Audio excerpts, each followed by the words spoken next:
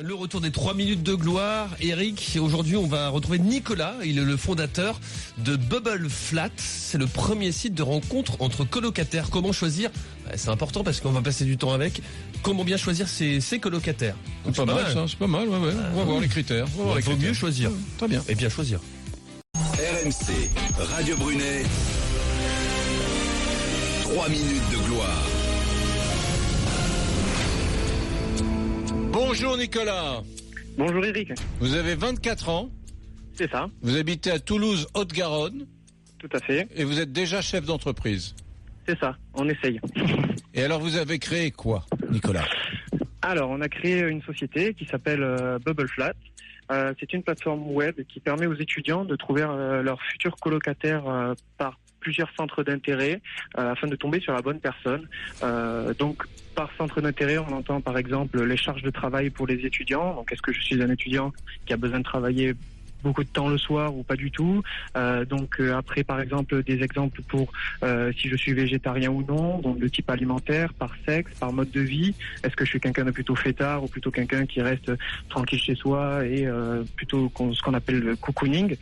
Donc voilà, beaucoup de critères poussés comme en fait un site de rencontre normal, mais là c'est spécial pour colocataires étudiants afin de tomber sur le bon colocataire.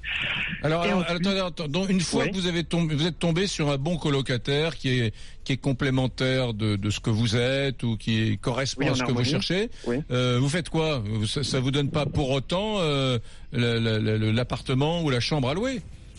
Alors, au-delà de ça, nous, c'est pas spécialement que pour le logement, c'est pour ça que j'avais pas fini. Le deuxième plus gros critère, en fait, pour les étudiants, c'est la recherche par école. Après, je passe à l'autre question.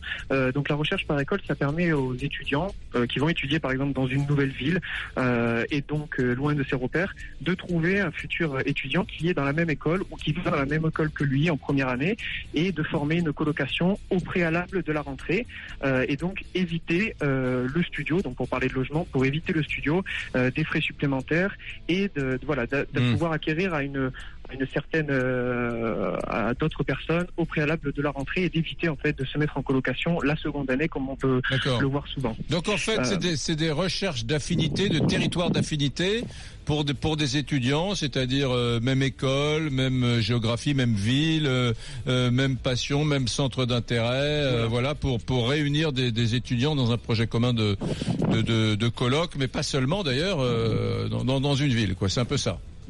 Voilà, c'est exactement ça. Et ensuite, donc pour revenir au logement, nous, ce qu'on essaye de mettre en valeur, c'est de pas forcément se greffer à une colocation existante, comme on peut voir sur le marché actuel.